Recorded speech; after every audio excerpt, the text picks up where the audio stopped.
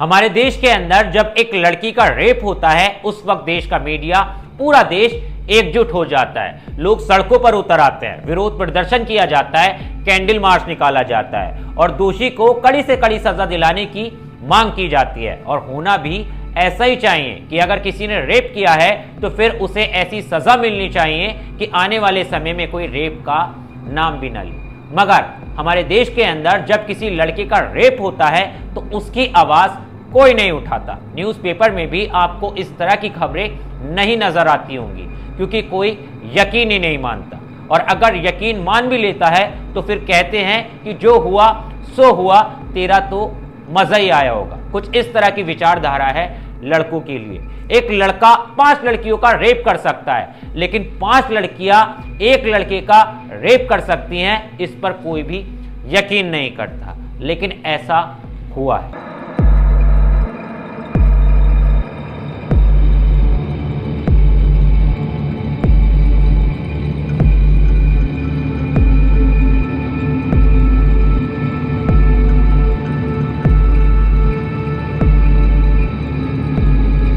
नमस्कार, आदाब, सत श्री अकाल। मैं हूं आपके साथ ऋषभ चौहान। कहानियों का सिलसिला बदस्तूर बरकरार है।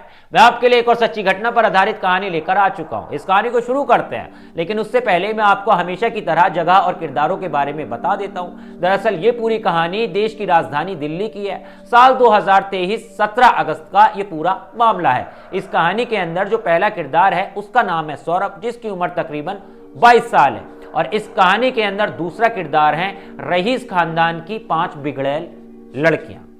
अब सौरभ दिल्ली में का ही रहने वाला होता है। गरीब परिवार में उसने जन्म लिया होता है। उसके घर में उसकी छोटी बहन, उसकी मां होती है और पिता का काफी समय पहले स्वर्गवास हो चुका होता है। अपने पूरे परिवार की जिम्मेदारी उस पर थी क्योंकि बेहद गरीब परिवार था। छोटी बहन को पढ़ाना था, उसकी शादी भी करनी थी और मां की भी उसे जिम्मेदारी उठानी थी क्योंकि पिता के जाने के बाद उसकी मां ने बेहद ज्यादा गरीबी का सामना किया था और अपनी मां को वो उस गरीबी की दुनिया से निकालकर एक अमीरी की दुनिया दिखाना चाहता था। इसीलिए वो पढ़ाई के साथ साथ फूड डिलीवरी का भी काम किया करता था।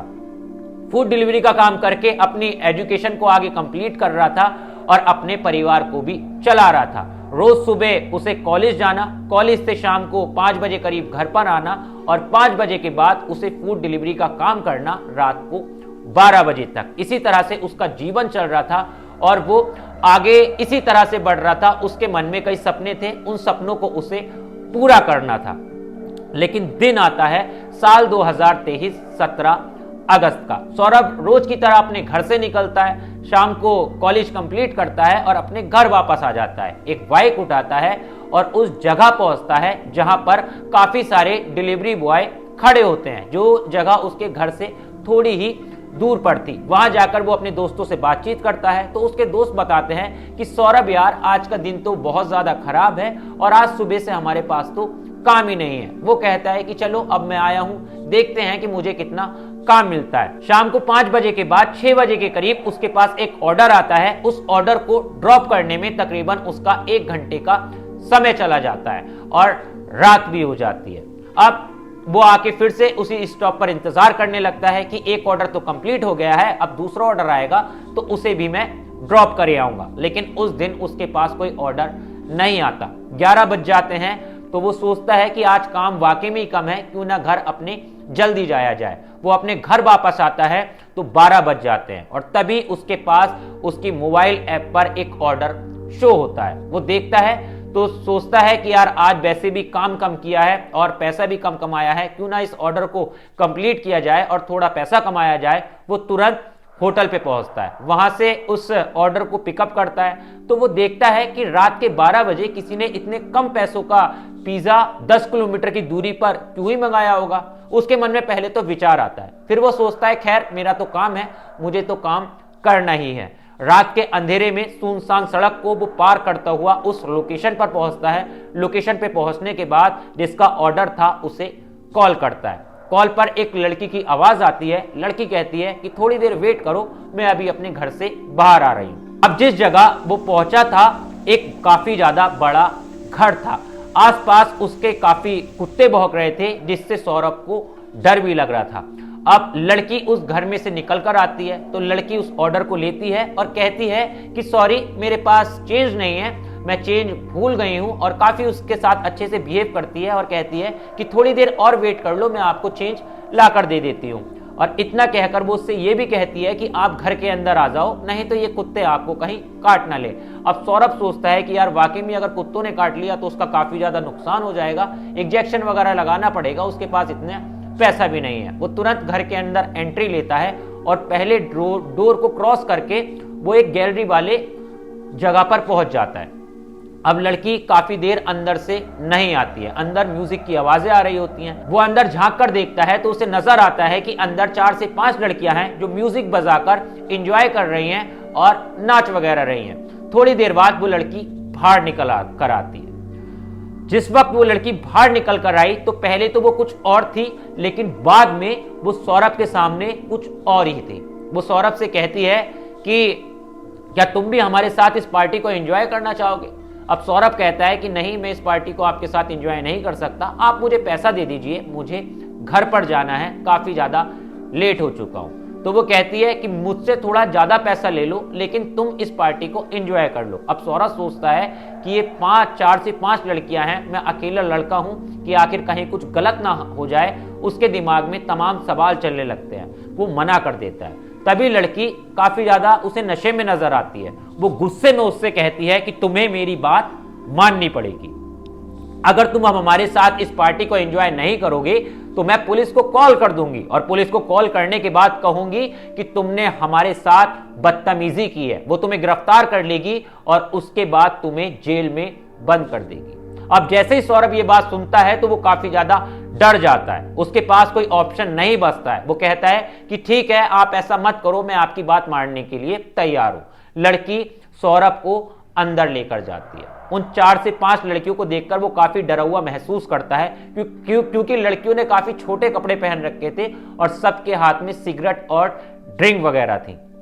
वो वहां पर जाकर बैठ जाता है। वो लड़की उससे कहती है कि क्या तुम भी शराब पीना चाहोगे? सौरभ कहता है कि नहीं, मैं शराब नहीं पीता। तो लड़की कहती है कि आज तुम्हें शराब पीनी पड़ेगी और हम तुम्हें अपने हाथों से पिलाएंगे। और वो जबरदस्ती शराब का गिलास उठाकर उसके मुंह में अड़ा देती हैं, उसे शराब पिला देती हैं। फिर एक लड़की गुस्से में उठकर आती है, उसका गिरेबान खींचती है और उससे कहती है कि अब तुम यहां से उठकर अंदर कमरे में बैठ जाओ, हमें तुम्हारे साथ बहुत कुछ करना है। यानी वो पूरा प्लान कर चुकी थी कि आज इस लड़के के साथ अपनी शरीर की जरूरतों को हम पूरा ही करके मानेंगे। अब सौरभ डर के उस अंदर वाले कमरे में जाकर बैठ जाता है। फिर उसके बाद एक लड़की सौरभ के पास जाती है कमरे में और सौरभ के साथ जबरदस्ती शारीरिक संबंध बनाना शुरू करती है, यानी उसका रेप करना शुरू करती है। अपनी इच्छा पूरी करने के बाद वो कमरे से बाहर निकल कर आती है। फिर दूसरी लड़की जाती है, फिर तीसरी लड़की जाती है। ऐसे ही करके 5 की 5 लड़कियां बारी बारी उस लड़के के साथ जबरदस्ती करती हैं, उसके साथ संबंध बनाती हैं, एक तरह से उस लड़के के साथ वो रेप कर डालती हैं। अब सौरभ डर के मारे कुछ भी नहीं कह पा रहा था, क्योंकि उसे डर था कि कहीं ये लड़कियां उस पर झूठा आरोप लगा के उसे जेल में बंद न करा दें। अब काफी देर तक उसके साथ यही चीजें चल रही होती हैं। अब जिस समय उसके साथ ये सारा कांड हो रहा होता है, तकरीबन उस समय रात के 1 या 2 बज जाते हैं। वो बारी बारी उसको यूज कर रही थी, वो बारी बारी आकर उसके साथ गलत हरकतें कर रही थी। अब जब सौरभ इससे काफी ज्यादा परेशान हो जाता है तो वो एक तरह से उस वक्त बेहोश भी हो जाता है। और वो लड़कियां भी काफी ज्यादा शराब के नशे में होती हैं। तो सुबह के तकरीबन 4 बजे सौरभ की आंख खुलती है।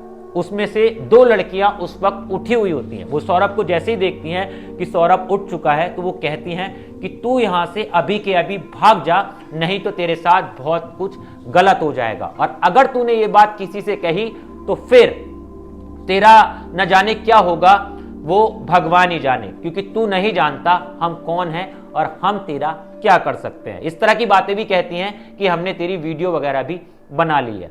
अब सौरभ तुरंत घर से बाहर निकलता है और बाहर निकलने के बाद उस घर से काफी दूर जाके एक अकेले कोने में बैठ जाता है। वो काफी ज्यादा रोता है, काफी ज्यादा वो परेशान हो जाता है कि उस रात न जाने उसके साथ ही क्या घटना घटी है। वो अगर समाज में किसी को बताएगा तो कोई इसकी बात पर यकीन करेगा या नहीं करेगा। खैर, वो डरा हुआ सहमा हुआ अपने घर पर पहुंचता है। उसकी माँ उससे पूछती है कि बेटा रात भर कहाँ थे, तो वो कहता है कि माँ मैं अपने दोस्त के पास ही रुक गया था। लेकिन वो सच्चाई नहीं बताता, क्योंकि उसे पता था अगर वो सच बताएगा तो हर कोई उसका या तो मजाक उड़ाएगा या फिर उसकी बात पे कोई यकीन नहीं मानेगा, या फिर कहीं उसे ही गलत रेप के आरोप में ना फंसा दिया जाए।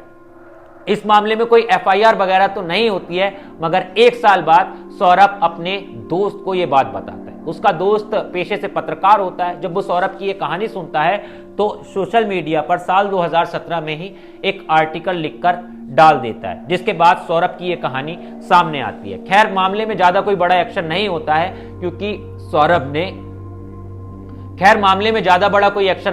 क्योंकि सौरभ ने कोई लीगल केस इस पूरे केस में नहीं किया था। खैर, ये एक सच्ची कहानी थी सौरभ की, जो शायद दुनिया के सामने नहीं आ पाई है। मगर हमारे देश के अंदर इस तरह की वारदातें होती हैं। अगर आप डीप रिसर्च करोगे तो आपको पता चलेगा कि लड़के ही नहीं, अमीर घरों की लड़कियां भी कुछ गरीब लड़कों का फायदा उठाकर उन्हें अपने पास बुलाकर उनके साथ इस तरह की हरकतें करती हैं और उनके शरीर का शोषण तक भी किया जाता है। वो गरीब लड़के डरे हुए, सहमे हुए अपनी बदनामी या फिर अपने आप को बचाने के लिए कोई एक्शन भी नहीं ले पाते हैं। और स्पेशल कानून तो आपको पता ही है कि किस तरह से महिलाओं को मिला हुआ है। मैं इसमें कोई महिला विरोधी की बातें नहीं कर रहा हूं, लेकिन ये कह रहा हूं कि कुछ महिलाएं ऐसी होती हैं जो इस तरह की हरकतें कर जाती हैं, और कुछ महिलाएं ऐसी भी होती हैं जो अपने स्पेशल अधिकारों का गलत फायदा उठाती हैं, जैसे आपने अभी बेंगलोर के अतुल सुभाष वाले केस में देखा।